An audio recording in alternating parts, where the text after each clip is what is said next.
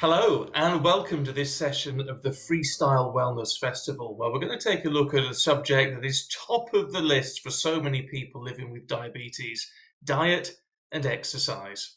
I'm Stephen Dixon. You may recognise me from Sky News. I was diagnosed with type 1 diabetes as a teenager. Now, I can't wait to find out more from our experts. We're going to get answers to some of the most commonly asked questions from the diabetes community.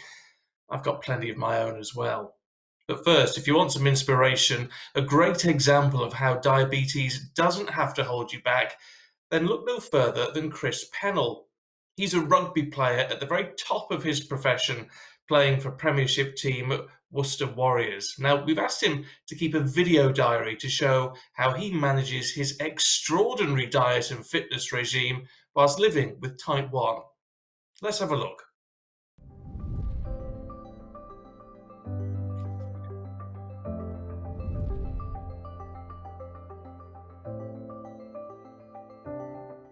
Good morning, it's 6:45, it's Tuesday morning. I've had a little visitor this morning, which was lovely to have a cuddle in bed. So first thing I've done this morning is I checked my glucose levels, and pleased to say had a nice smooth night. Showered and dressed. Next job now, we're going to get downstairs. I'm going to have a coffee, take my background insulin, and then I'll be off fairly shortly to rugby training. And this one, you're on half term, aren't you? So you don't need to worry about schoolwork this week. No, good stuff. Right, catch you later on. Cheers. Hi guys, that's me. Just arrived at the rugby club, ready for training today. It's a pretty light morning. We've just got meetings, game review from the weekend. I've got some weights to do and some skills, so it's not going to be too taxing on my body this morning. I've had my coffee on the way in. I've got my bits and pieces with me, my insulin, my reader, my glucose tabs for if and when I need them. I've had no breakfast. I don't usually have breakfast on training days, and the reason being is that I just find it a bit easier to manage my glucose levels without any fast-acting insulin in my system. The other thing is it encourages my body to start burning fat, which is, as someone who's on a low-carb, high-fat diet, that is my primary energy source. So just giving it a bit of a kickstart in the mornings to get it burning, I find really helps and gives me all the energy I need to get through my training. So I will see you guys later on. I'll show you what I'm going to have for my first meal of the day after I finish my weights and my skills. I'll catch you then.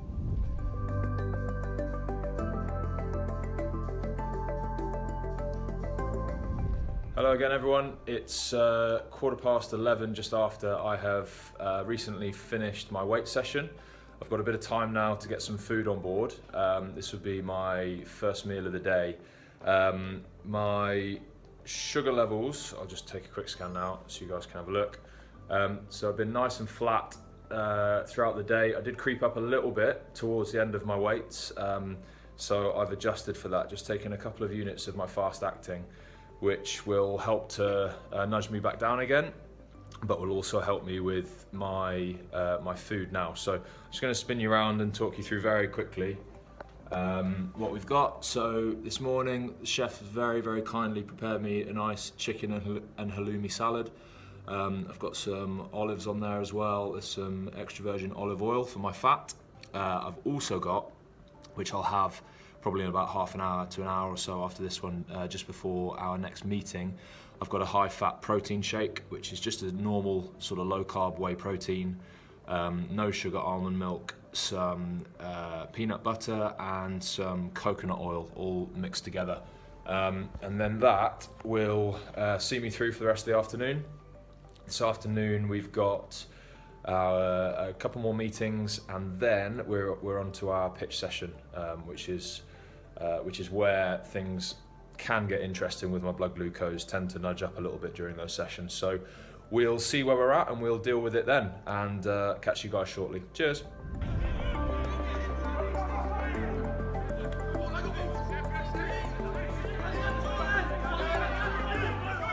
Afternoon, everyone. It is now 3:15. That's me just pulled up on the drive at home. So nice, short and sharp day today. Rugby session was really good this afternoon. I'm being made to look a lot better than I normally am with my glucose management. I'll just give you a quick scan just to show you. I've been nice and flat throughout the rugby session, which doesn't normally happen. Usually in rugby sessions I'll spike up, and I'll show you some of my charts later on. This is really highlighted on game days when adrenaline is flowing, etc. So I'm being made to look pretty good. Not always the case. I think the reason it stayed nice and flat is probably I had a couple of units of my fast-acting insulin with that, with the snack, with the chicken salad and the protein shake. So post-training, post-rugby this afternoon, I've had another protein shake, a smaller portion this time, with another unit of fast-acting insulin just to help process some of the carbs that are in that. It was a low-carb shake, but because of the amount of peanut butter and also a sort of moderate amount of protein, I will need to deal with the glucose that comes off the back of that. So back home now, which is where the real work starts and the fun is to be had, of course. So looking forward to the rest of the afternoon. Probably get out with the dog now and see if I can tire the kids out for a little bit. And yeah, I'll keep an eye on my glucose readings and see what's going on later on. Cheers. Where's the squirrels? Where's the squirrels? Should we go find them? Come on then, let's go. Whenever I usually speak to people around my low carb approach, I'm so aware that diabetes is not a one size fits all thing. And my approach, whilst it's working for me right now, I don't know if it'll work for me in 10 years time, in 5 years time. But the rationale behind it is that the less carbohydrate I ate, the less insulin I would need. And the less insulin I have in my system, the less peaks and troughs I was getting. So those hypos regularly throughout the day, followed by hypers from over treating. I was getting less of those, which for me was worth kind of giving up some of the luxuries, I guess, in life. And this is where diet, it's such an important thing for each individual. I think the benefits outweigh the losses for me as things stand. That's not to say that they always will. But without the Libre system, I wouldn't have had the confidence to try something new. Always in the back of my mind that if it didn't work, then I can just revert back to what I was doing previously. Evening all, that is the kids finally down. Had a nice dinner. We had a roast chicken together, which was really cool. I had that with plenty of veg and my pudding this evening. I had some Greek yogurt, nuts and some blueberries on the top, which was tasty as well. I took a couple of units of my fast acting just to make sure I didn't have any spikes off the back of that. And my glucose levels have been tracking really nicely since then. That's me there, so you can see sort of no impact really of my meal. Nice straight trend arrows. I just wanted to show you a quick example of how it doesn't always go right with low carb or with diabetes in general. This was me on a game day a few weeks back. I don't know if you can see that properly. There you go, you can see that a bit better now. So as you can see, leading into the game, really good night's sleep, and then the kickoff at 3 o'clock, you can just see I'll go through the roof. Now this is very common with me during rugby matches. Just got to keep this moving, otherwise it will switch off. And it's just one of those things with diabetes. Everybody gets curveballs, and there's, you just have to do the best with the situation as you can. For me, I take some insulin during the game and at half time, and then try my best to deal with that huge drop off that I get post match with some carbs, basically, just to stop it from plummeting too much. But yeah, just wanted to show that it's not always plain sailing for me either. It's now coming up 10:30, and definitely way past my bedtime. I've got a busy training day tomorrow, so my my glucose management today has been really good. I think it's probably it would be quite boring to watch back, to be honest, but that for me is a sign of a good day. I've not had any issues. I hope that you've enjoyed watching how I manage my diabetes. I hope that some of you might take something from it. And yeah, I need to get as much sleep in as possible, because no doubt we'll be seeing the kids very shortly. So take care, and hopefully see you guys again soon.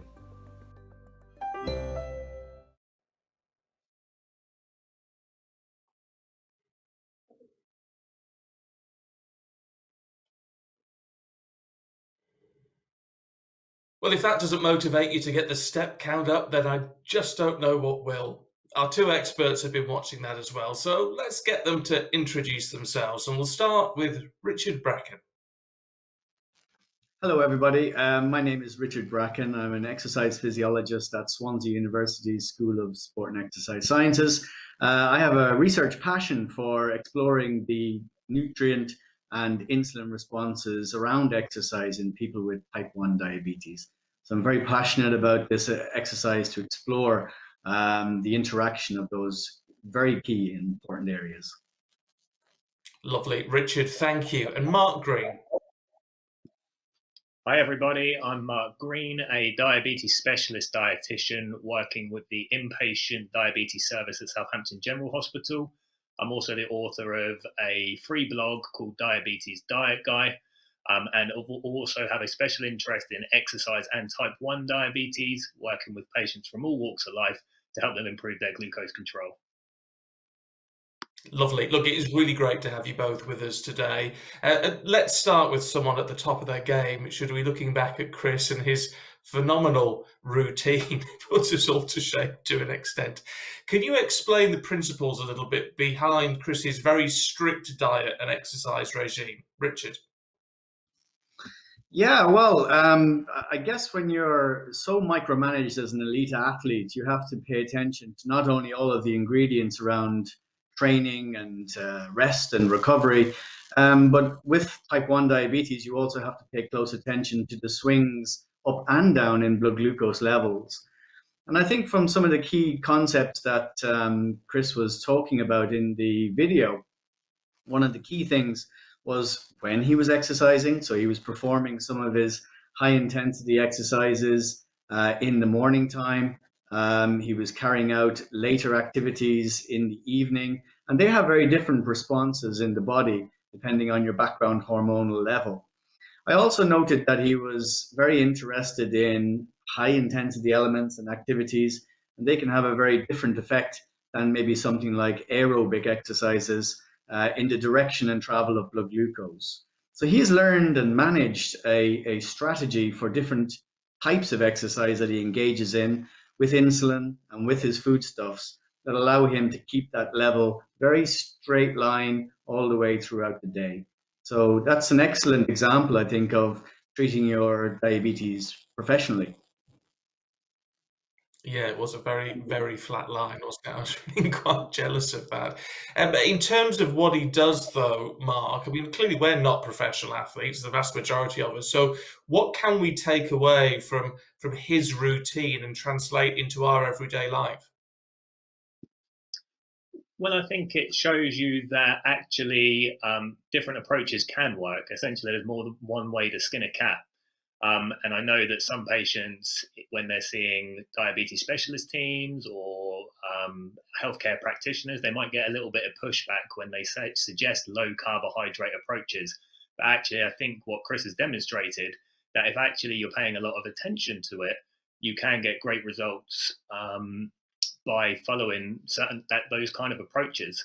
And it just also highlights for me the 30 or 40 different decisions that most people without diabetes take for granted that people with type 1 actually really have to make decisions about, and how difficult it is for people with type 1 to manage their day. Yeah, I mean, it's phenomenal, though, isn't it? I mean, you look at his diet. I have to say, I don't think I could survive on a diet that was that low carb. But as he pointed out, each to their own. Look, loads of you have sent questions in. Thank you for that. So let's run through some of them with our two experts. Start off with exercise and glucose levels. And someone's asking, why do my glucose levels drop during exercise and rise up afterwards? And indeed, as we saw from Chris, Richard, sometimes they go up during exercise as well. Yeah, this is this reveals, I think, the complexity of exercise. And many people are scared off from exercise as being a bit of a black box, not really understanding how sometimes it goes up, sometimes it goes down.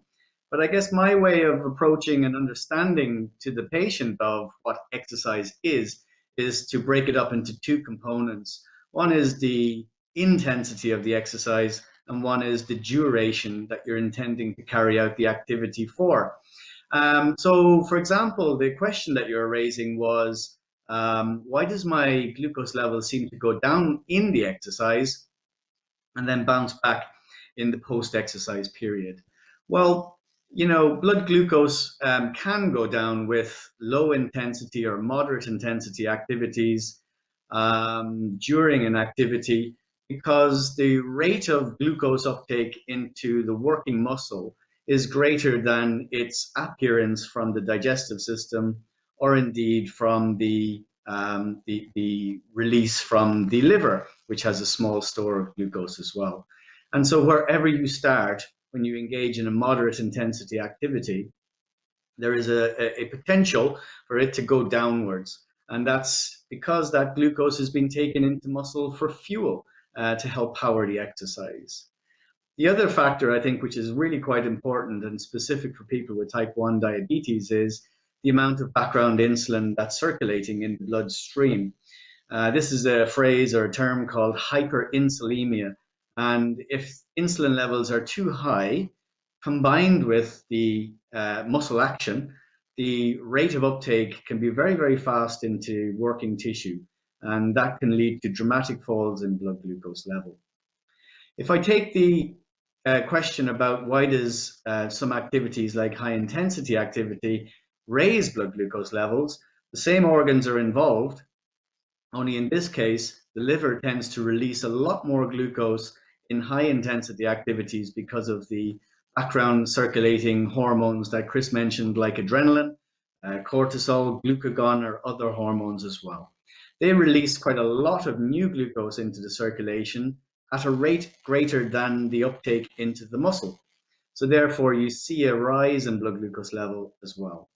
And the final point I wanted to mention is that ultimately, even before exercise begins, as Chris pointed out, a feeling of stress or nervousness releases adrenaline into the circulation and has that effect on the liver to release glucose into the circulation. Yeah, it's interesting then, isn't it? That it's not just about having rules for when we exercise, it's about rules for what type of exercise we're doing, because we'll react differently.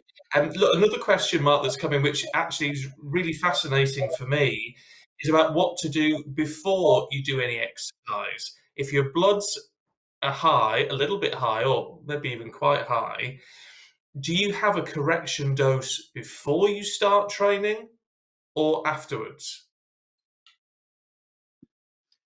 Yeah, and I know that can be quite a difficult thing for patients to manage. And I think the short answer is you can do both. You can take a correction dose beforehand, although I probably recommend that you take probably around 50% off what you would usually give, maybe a bit more. You'll have to learn your own individual patterns to know exactly how much to shave off, and that will take some time. But then also appreciate that then you will have active insulin on board during the session, and therefore you might need to use some carbohydrate fueling strategies throughout the session to help stop hypos. And usually we'd recommend anywhere between 20 to 60 grams of carbohydrates per hour to stop that happening.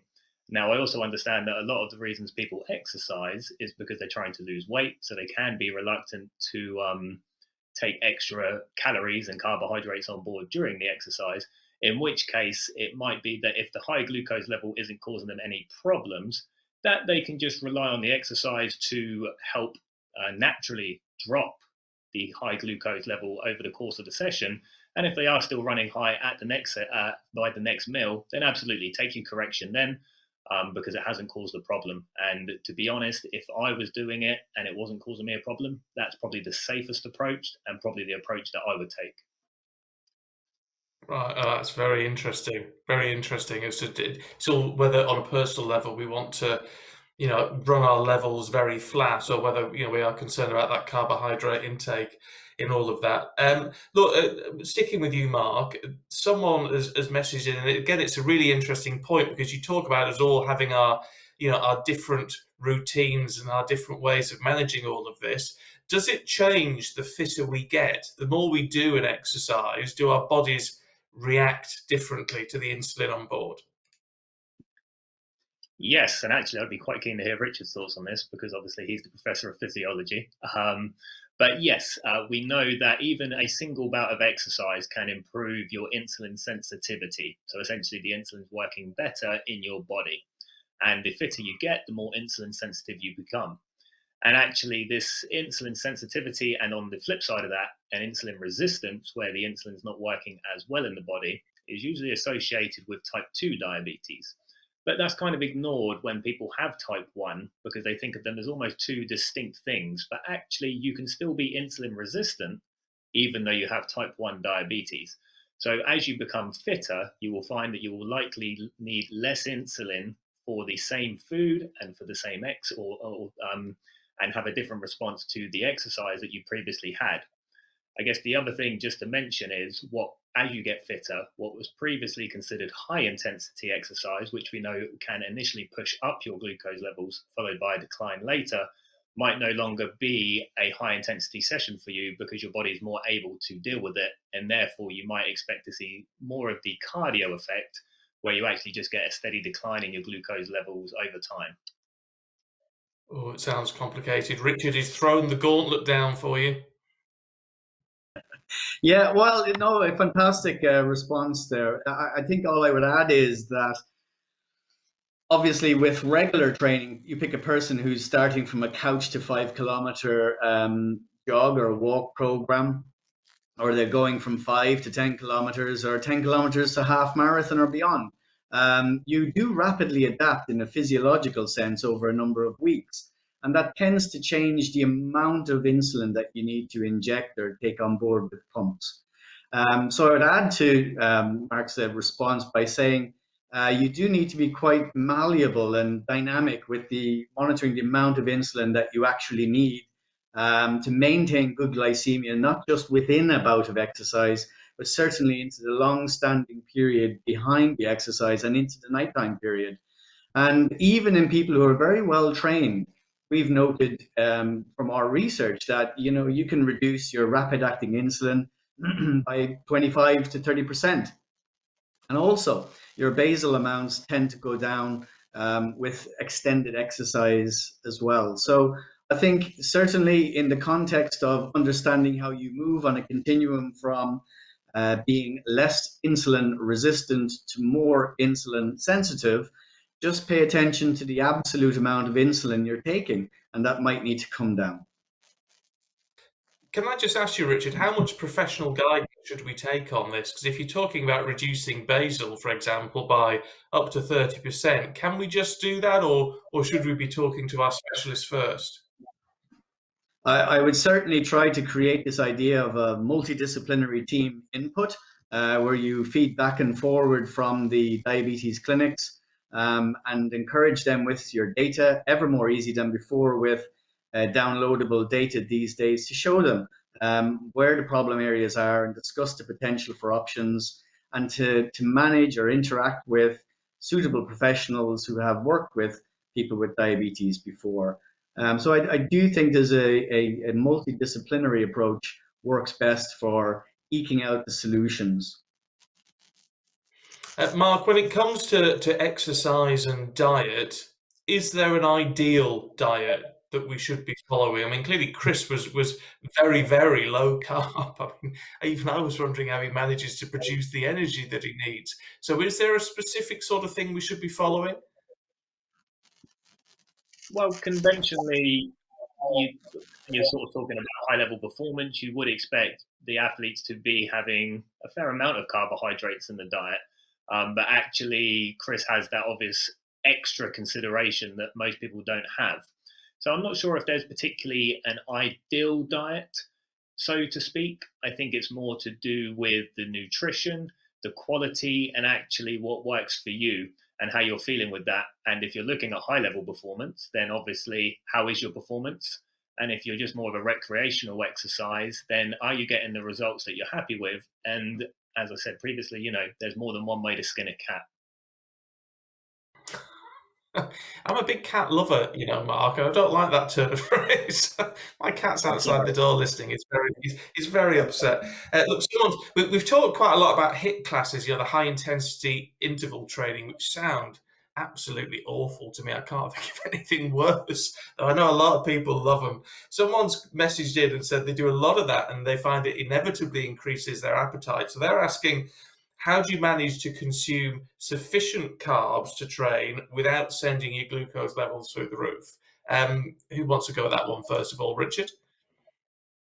Yeah, sure. I mean, that seems an easy question to ask, but actually is a complex answer, right? Because it involves appetite, the perception of hunger versus what your blood glucose levels are actually doing. With high intensity exercise, as we mentioned earlier, I think the perception generally is that glucose levels either stay the same or rise. But certainly, if they do decline, it tends to be declining less than something like aerobic exercise. So your amount of carbohydrates that you may need to maintain blood glucose levels are actually likely to be less than something like aerobic exercise.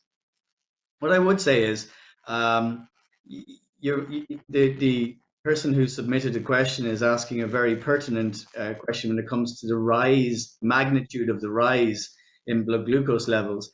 And if they're going very, very high, then I think you need to try and look at maybe why that might be. Sometimes if you consume carbohydrates prior to a HIIT class, that's going to raise blood glucose levels. Those two factors combined can really elevate blood glucose levels even more. Also, if you're carrying out exercise in the morning, we come out of the nighttime with a sense of temporary insulin resistance called the dawn phenomenon. And so the glucose levels that enter into our circulation tend to stay in our circulation and not go into the muscles as easily. And therefore, there is a big rise in blood glucose levels from the liver, and it raises glucose levels even more. So you have a morning exercise, carbohydrate intake, reduced insulin amount, and high intensity exercise, all combining to really push glucose levels up. What strikes me, Mark, with this is that we all need a real level of education and understanding here, don't we, as to how all of these things work, because it's going to be so different for everyone and so different when people are starting an exercise regime that we really have to just try it out, don't we? The whole thing is a trial process. Yeah, and this is something I say to patients quite regularly, actually, is try not to stress yourself too much because there are a lot of variables that feed into this. And as Richard rightly pointed out, you will have the actual effect of the exercise and the different types of exercise that you're doing. Then also, how will that affect your carbohydrate and correction ratios? What's your background insulin doing? And also, what type of background insulin are you taking? And that's just talking about patients that might be on subcutaneous injections.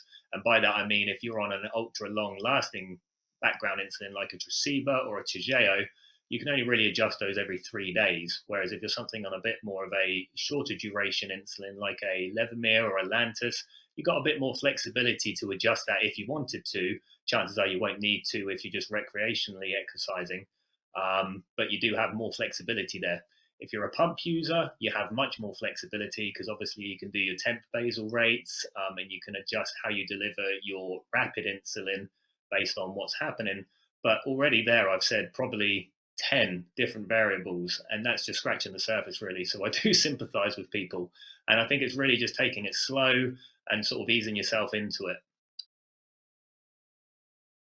Yeah, there's a real sense here, I think, that people, if you're getting it wrong, or in the sense that your bloods are not flat, don't kick yourself over it. It's going to take quite a while to get into the right routine here. And I suppose, guys, that works with all sorts of exercise. We've talked a lot about, the high intensity stuff, the rugby, the football, all these sort of proper training, if you like.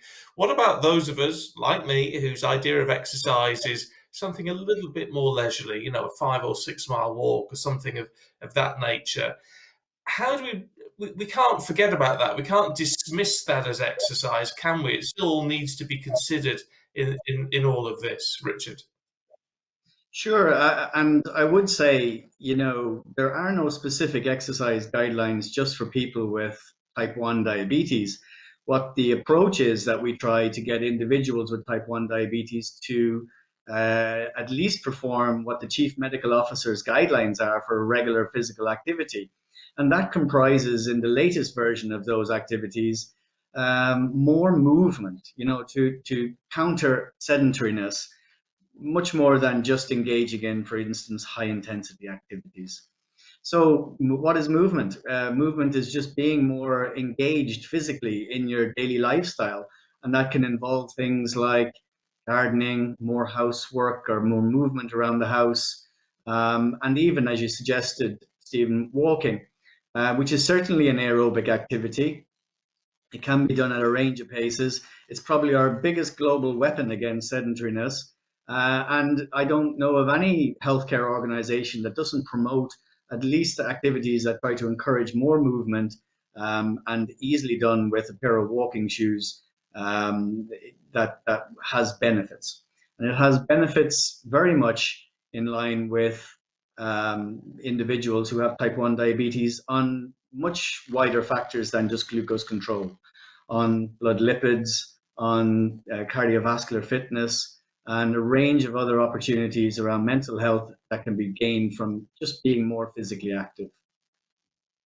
Yeah, and it's something which is quite nice to do. I've found during the lockdown that even just little things like saying, I'm going to walk to the shop rather than jump in the car, and you're adding a couple of miles on to what you're doing a day, is a really sort of easy way of easing yourself into exercise. What about Pilates and yoga and all that sort of stuff, Mark? Because a lot of people do it. A lot of people who do it seem very fit as well, I have to say. So where does that fall in on the scale of things? Well, as Richard alluded to, it can depend, because I've done yoga classes in the past, and I could tell you that it was hard work. But then on the flip side, I've done other classes that barely touch the sides. So for me, they would probably fall into the aerobic side of things, which is more your cardiovascular system.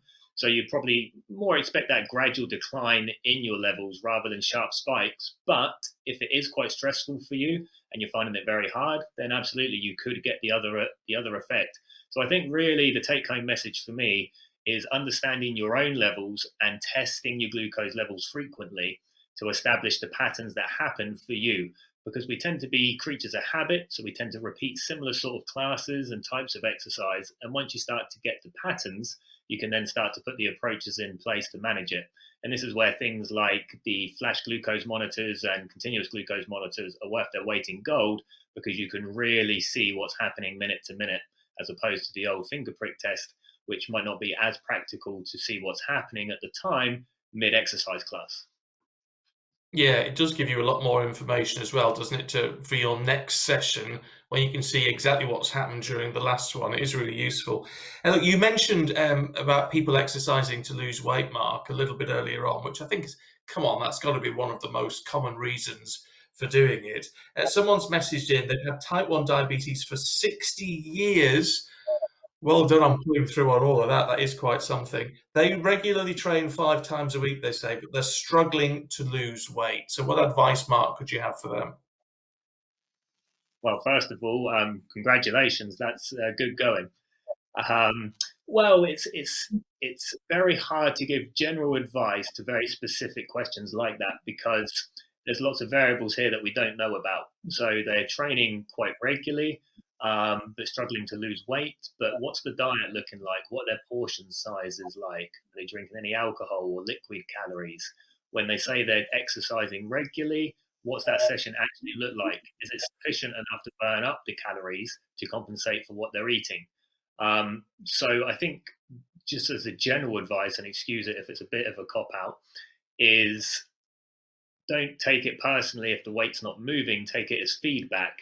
So then you can adapt and reapply different approaches to see if it helps. So it might be maybe changing things in the diet, perhaps embracing more lower calorie options like vegetables and salads and lean proteins, or changing what you're doing exercise wise, because for all we know, their definition of exercise could be a 10-minute walk or it could be a 10-mile run, and we just don't know. So it might be a case of doing more intense exercise, although granted, if they've had diabetes 60 years, I'm suspecting they might not necessarily be getting out for the marathons anymore, but they might very well be. So it's really just sort of thinking about the variables that they have to play with from exercise, which is intensity and duration, and maybe manipulating those two variables to see if they can get a different response from the weight loss perspective. Yeah, thanks for that. Look, it's interesting because obviously, as you say, 60 years with type 1, so it is a person of 60 plus years in age. And when it comes to exercise, often we think about the younger end of the market and about the fitter end of the market. Richard, someone's messaged in about advice for those with mobility restrictions, which of course could be someone of any age. Absolutely. I think we're in an era where we're encouraging people at a population level to become more physically active. And that applies to people with type 1 diabetes, but maybe because of their condition or another condition that might prevent access to some of the forms of exercise that we typically tend to talk about. However, what I would say is that, for example, if people are finding it very difficult to walk for long periods on their feet, there are body weight supported alternatives to engaging in different exercise patterns like aerobic exercise or resistance exercise that that person can engage in. So what I would say is there is a way, and by connecting with exercise professionals in local gyms or at local exercise classes, they'll be able to recommend options that are circumventing the potential for mobility restriction that you may have. And it's very difficult to give generic advice, but I think if you're focused on how do I activate my cardiorespiratory system with aerobic exercise, or how do I activate my skeletal muscles and work them, I think there's always a solution to be had there somewhere. Well, look, which leads us very nicely on to top tips because we're very nearly out of time. But I want from both of you, if you would, top tips for motivation when it comes to not only doing some exercise or the right sort of exercise, but also when it comes to the diet as well and trying to eat the right things, which is, it's hard. It's hard for all of us. We all have those moments of temptation, don't we? So when it comes to the right, so getting motivated to be healthy with our food and with our exercise, how do people really get that motivation going? Mark? Well, I think first and foremost, don't be too hard on yourself. Just try and aim for a good average to get started. I think a lot of patients I see sort of fall into this all or nothing mentality, and any slip then discourages them and they tend to fall off the wagon entirely. So just aim for a good average, which then allows for the minor slips or the odd bit of cake at work or the odd night out. And that's absolutely fine because it's within a wider healthy eating pattern then. In terms of motivation specifically, I think motivation's actually like a muscle in a way that if you don't train it, you'll lose it. So actually trying to find why it is that you want to get healthier or achieve a certain goal is step one. And then re-engage with that regularly and find things that actually motivate you almost on a daily basis that then push you towards that. And it might be that you have some social support, and it could be a friend or a family member that has either a similar goal, or actually it could be a completely different goal, but you're actually just helping each other through your respective goals, which can push you on to help you get to where you want to be. And as you get more consistent with it, and hopefully don't be too hard on yourself, you'll start to see some progress, which in itself can become a motivator. And Richard, what are your top tips? Well, I'd echo A lot of those sentiments. I think initially we talked about the construction of exercise being into an exercise intensity or duration. But if you put the two of those factors together, you come up with an exercise volume. And so my support for people to be just a little bit more active than they currently are um, is where it needs to go, not on berating yourself for just doing what you perceive to be not enough. And many people will take a long while to get to an amount of exercise advocated by the chief medical officer. But nonetheless, if you know that you did 5 minutes of exercise yesterday, you did 6 minutes the next day, that's progress and that's moving in the right direction. And it certainly allows for an encouragement of a routine, which Mark says as well is important to try to build into your daily lives. One of the first things that always seems to slip from people's lifestyles when they become pressured with other activities, maybe they have caring responsibilities, or maybe they're just generally pressured in a high stressful work environment, is physical activity. And yet it's probably one of the biggest things we should be doing on a daily basis with all of the diversity of the types of exercise available to us. So I'd certainly recommend starting small. I'd certainly recommend doing it regularly, and that can be achieved very much by doing it more socially. If you're techie orientated, there's great online portals these days for sharing your exercise sessions as a community to like-minded individuals. But if you're not, your friends or family would certainly be also there to encourage you to keep on going or even partake with you. Yeah, I'll tell you what, that's something to look forward to as well, isn't it? When all this lockdown stuff ends and the weather gets a little bit better, actually enjoying that time with family and friends and doing a bit of exercise together. Look, we are out of time, I'm sad to say, but thank you, Richard, and thank you, Mark, for sharing your expertise and for answering so many questions today. Also, thanks to Chris Pennell for that insight into the life of a professional athlete living with type 1. Most of all, though, thank you for watching. Diet and exercise is a topic that always raises an awful lot of questions, so we hope we've been able to answer some of them for you and that you've been inspired perhaps to take something away and make a change, no matter how small, that could improve your diet, your fitness, or both. Because in the end, our physical well-being with diabetes is such a huge factor in our emotional life. So even the smallest changes can have a really big impact. Thanks again for watching. We'll see you soon.